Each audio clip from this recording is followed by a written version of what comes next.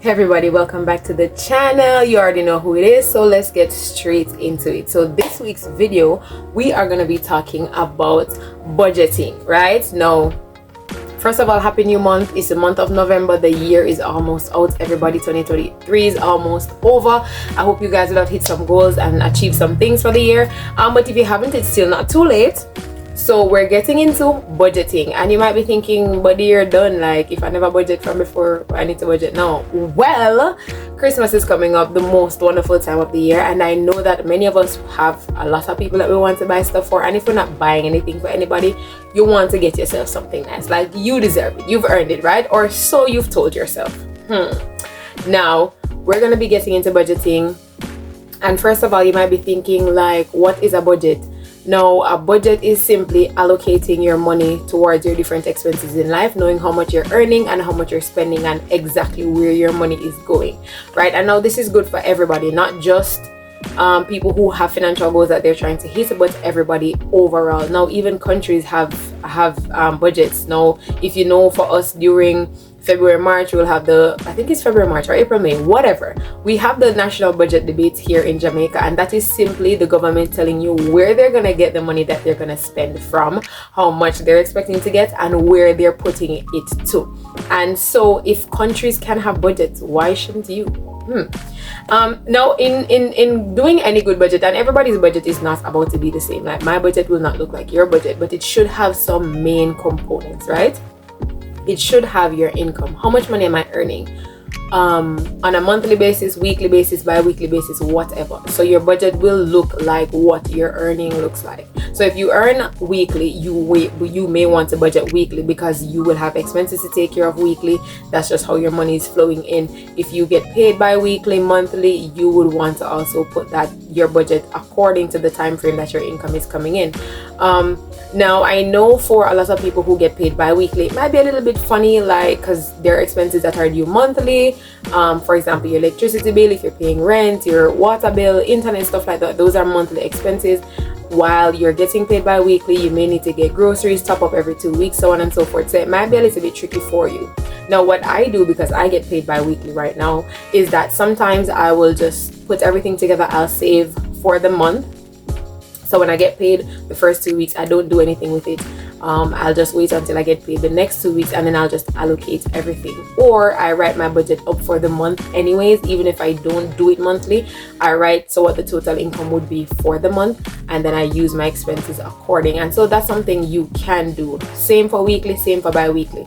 At the end of the day, the total income should be for the month or for the period that you're budgeting, and your expenses should reflect.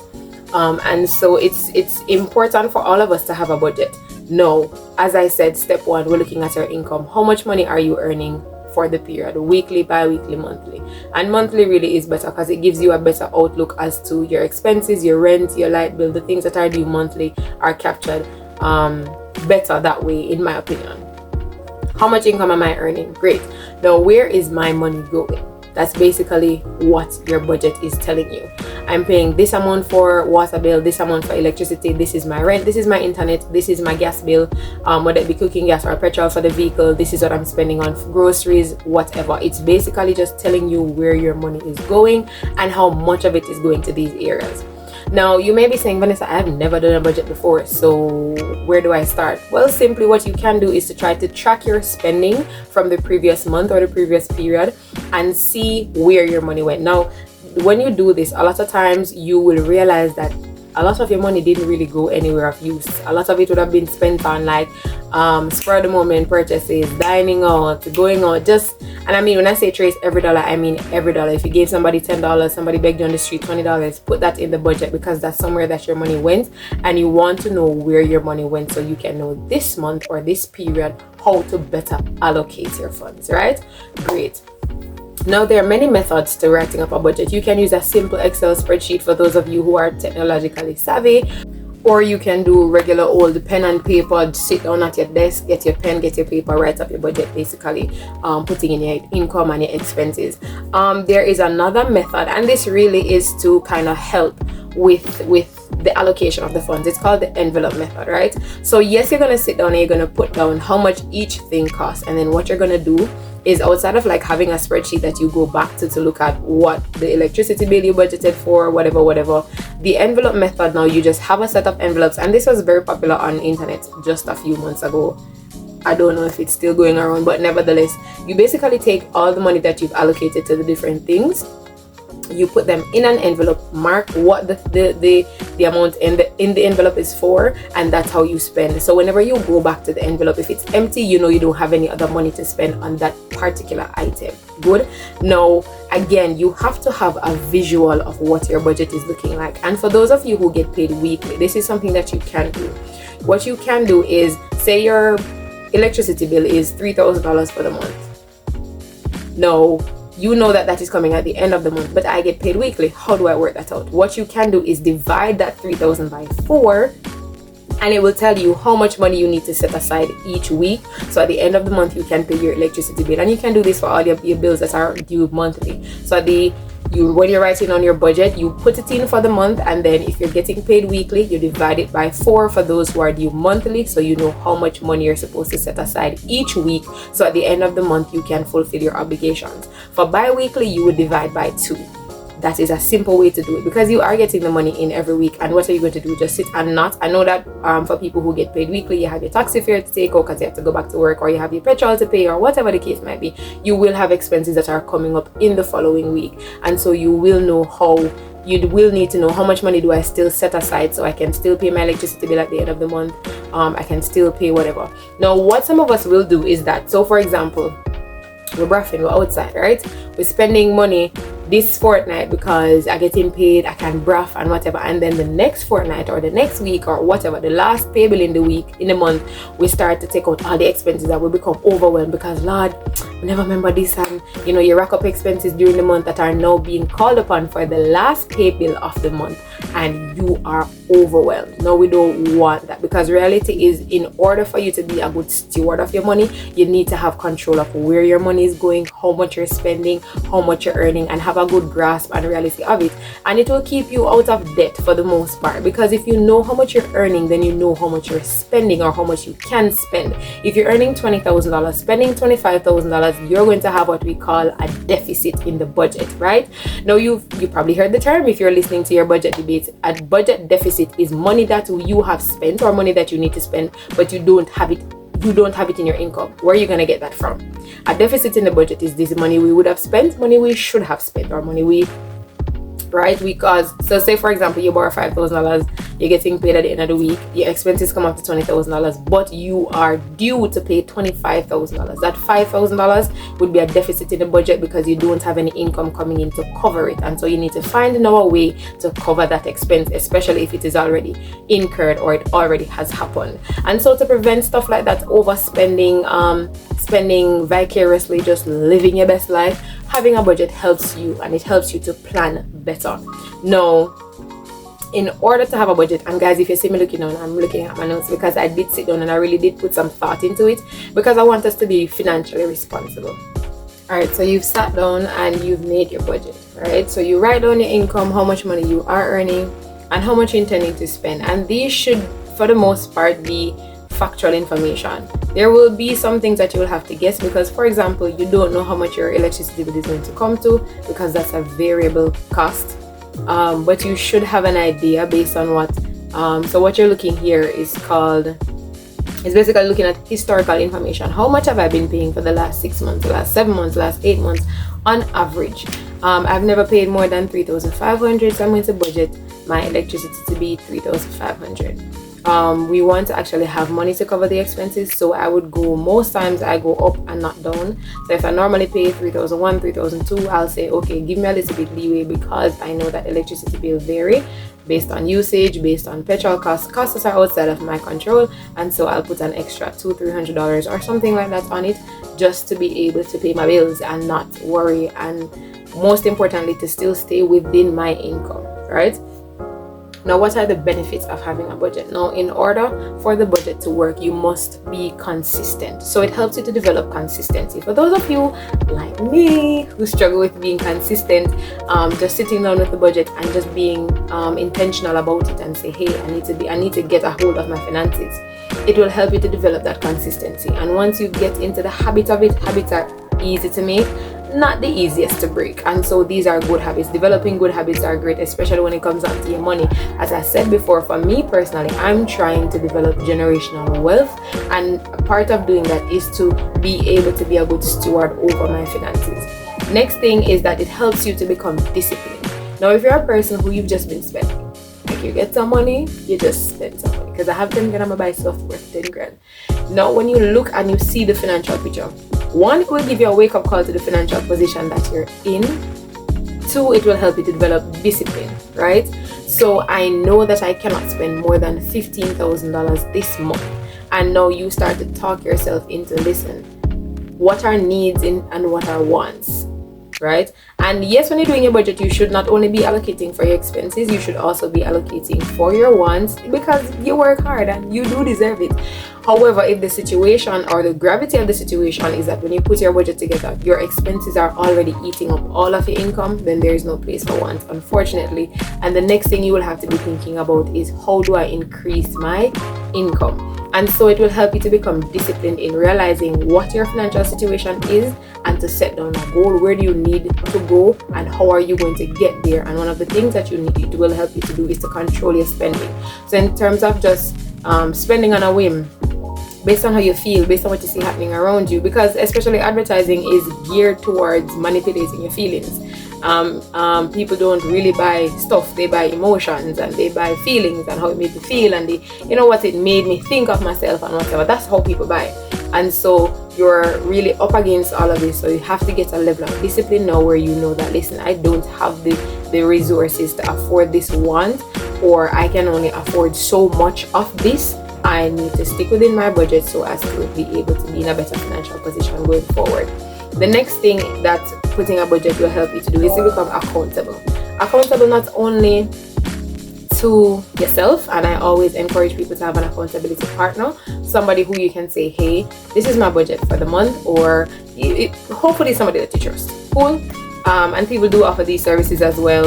So you say, this is what I should be spending, this is what I have spent, and the person can say, hey, you went overboard here, or you did this here, you did that there, and you can kind of tweak and twine until it becomes perfect. Because when you're starting out, you're not going to get it overnight, and this is not an excuse for you to go out and half-ass it. Cool? You still need to put in all of your effort, but you may not get it perfect the first time, considering that you're now breaking habits that you've had for so long, just spending anyhow, buying anything anytime. So you may not get it perfect, but when you have accountability, it helps you to develop accountability, so you can say, hey, I really do have this spending habit where I just see food and I'm gonna buy food because I'm always forever hungry. I need to put my belly on the manners. Or I'm obsessed with clothes, I'm obsessed with shoes, and you can decide, say, okay, I'm going to operate this way. You can start to become accountable. You can know what it is that your weaknesses are. It helps you to learn more about yourself, about your spending habits, and you can start to change and develop healthier habits that will enable you to be in a better financial position in the immediate term, and so also for the long term. Next thing is that, again, it helps you develop good, healthy financial habits, and it shows you the importance of an emergency fund. Now, the reality is many of us that are living, including myself at one point in time, like I just started, my emergency fund is being built. But there was a time when there was something that would come up and I would just panic because where am I going to get the money from? Where am I going to get the money from? The reality is you really need to have an emergency fund. It's not a if, it's not about it's a need. Right? Need to have an emergency fund. And so when you look at your expenses from the budget, you will know how much money does it take to maintain me, to live the lifestyle that I'm currently living per month comfortably without stress and worry. And that is the amount of money you need to be setting aside. So if emergencies come up, you lose your job, God forbid, you break your foot, you tour something, you would know that at least for 3 to 6 months my expenses are covered. I will not be worse off, and whatever the case might be, until you can get back on your feet. And so your budget will help you to realize how much money you need to sustain the lifestyle that you're living, and how much you need to be putting aside in the event something were to happen. And also it prevents you from having to scurry, because if something big comes up and you don't have the money immediately, now something has to get cut. So is that you're going, I don't know about your landlord, but you're going to be saying, hey, I can't pay this bill, or I have to tell this person next time, or I'm going to have to do something, or you start to now shift and rearrange stuff in order to fulfill your obligations. That should not be the case. You really need to have a set of funds put aside so you can just pull from it and deal with what you need to deal with, and then you can always put it back. And the emergency fund is very important. Again, your budget helps you to realize how much money you need and where you are. A lot of us don't even have savings, and that's because of how our economy is and how the world is. But the reality is, I keep saying that, but the fact of the matter is, we need to be earning more income. We need to be looking at diverse ways of making money. I talked about that in the video where I said I'm starting my investment journey. So whether it be through stocks, whether it be through offering services outside on platforms like Fiverr, Upwork, whether it be just creating a brand, starting a business that doesn't take a lot of money, because if you do have money, where are you going to start a business? So whatever you're doing should require limited amount of capital, little to no capital, stuff like that. And looking at a budget and realizing that you are really in a mess will help you to realize that listen, you need to get serious about your future, about your financial goals, and to make plans and put those in place in order to achieve the goals that you have. It will also teach you to put your financial goals over pleasure. And we live that life. We think FIFA ice cream. That is the downfall of the Jamaican society. Or feel for something nice. But can you afford something nice? Your budget will tell you if you can afford something nice, and if you can, how much of it can you afford, and how much can you afford to pay for this something nice. Good. So it helps you to prioritize your goals over pleasure or over immediate gratification, because you want the thing doesn't mean you should have the thing. No, it can be something that you put down to say, okay, in 6 months I want to achieve this, I want to be able to buy that, or in 12 months, or whatever the time frame may be. But don't just see it and buy it and then you're left wondering where I'm going to get the money to pay my bills, because JPS ain't looking at you, or if you're looking at them, if you don't have your light bill money. Alright, it also helps you to pay down on debt. So a part of your budget should include your debt. How much debt am I owing, and how much of my income is going toward that debt? We talked about light bill, water bill, whatever. But the reality is, a lot of us have debt.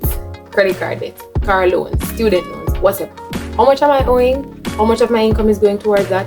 Is there a way I can pay this down faster? What am I currently spending on that I don't necessarily need to spend on? Can I cut down this debt? Can I move that money from spending? From going out 4 times a month, can I cut it down to going out 2 and put that extra 2 that I would have spent on drinks and food and whatever outfits towards some debt that I can pay down faster? Can I, instead of ordering on Shein 4 times a month, can I order on Shein 2 times a month, or once a month, or only when necessary, and put the money that I would normally be spending in these areas towards my debt? It helps you to pay down on debt, to identify what your debt to income ratio is, and to be able to pay it down. And so this will put you closer to achieving your financial goals, just being an overall better steward of your money, learning about yourself, your spending habits, what you believe is important, how you've been allocating your money, and if you've been a good steward over your money, yes or no. And so there's something that I want us to look at. A lot of the time when we talk about budgeting, after you've put your budget down, so you've set up your income, you write down your expenses to include your debt, and if you don't have an emergency fund, or even if you do, a portion of your income should still be going towards your emergency fund to fund it, so in the event something were to happen. Now you've set down all of that, and this is what you do at the beginning of the month, not at the end. It can be done at the end, but that's when the money is in your hand, but you can plan before. But budgets normally are an expectation of, is not the actual. And so you put your budget up. And so when you actually go through and spend now, I want you to go back and look at your budget. I had planned to, because the budget is a plan to spend. I had planned to spend $5,000 on groceries, but I ended up spending $7,000. Why? Did I buy things that was not on my list? Did I make a spur of the moment purchase because the promoters were in the store and them inveigled me to buy something because I go and get something free, something that I never did need, I never did want? Why? So you can identify areas now where your spending went overboard, or if it is that you didn't spend as much as you had budgeted to spend, also why, and where did that money go? So I was planning on spending $15,000 at the grocery store. I only ended up spending $10,000. Where did that extra $5,000 go? What did I do with it? Good. So you can look at it and you can have a real grasp of what it is that's going on, because as I said before, life is happening, it's not waiting on you. And something that we all have to learn as adults is whether you are able to, yes or no, life continues. Whether you can afford it, yes or no, life is going on. Good. So let's all just be in a better financial position. Let's all just decide that, okay, we're going to sit down, we're going to set up our budget, especially now that Christmas is coming up and you want to buy the fancy things. Put your budget in place from November. Look at what your November spending is like, what your income is like. And if you can afford to, then you know that, hey, you can start setting up with people, say, hello, can't buy the $20,000 gift because it's $5,000 in the kitty and everybody have to get something, so you have to just roll up 5 bills and buy yourself a drink and keep it moving in Jesus' name. Lucky you get something. But whatever the case might be, it's putting us in a better position to make better financial choices, and that's always a good thing. When I operate without a budget, I just outside doing buying and spending and happy and whatever. But when I do operate within a budget, I see where I can make my goals, I can hit my goals, and it gives me a feeling of fulfillment. You are responsible for your own future. Nobody's coming to save you. You have to save yourself.